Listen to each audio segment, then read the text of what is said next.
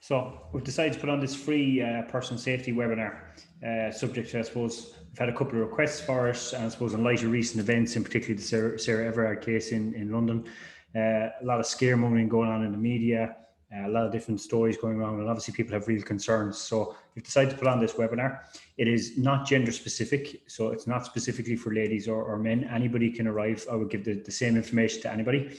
And I suppose based on my experience over 20 years in the security industry, 30 years in the martial arts self-protection industry, I suppose many years studying psychology, forensic psychology, criminology, things like that, and managing risk management systems for people at risk of violence, domestic violence and social violence.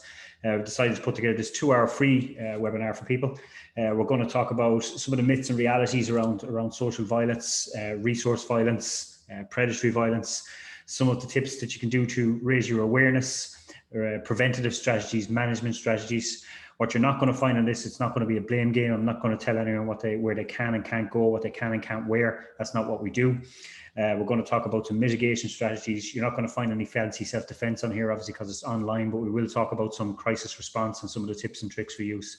If you're interested in it, we're open up. There's 100 spaces on it. I expect that to go quite quickly. So if it's something you're interested in, feel free to sign up on Eventbrite and buy a ticket. We're going to cover things like moving in vehicles, taxis, public transport, driving in your car, walking on the street, to and from, we'll say shopping or retail or places of education, nights out, and then some basic tips if you do find yourself in dangerous or threat situations. Something you're interested, like I said, it's free. You've nothing to lose, only 2 hours of your time, and I hope you'll get some value from it.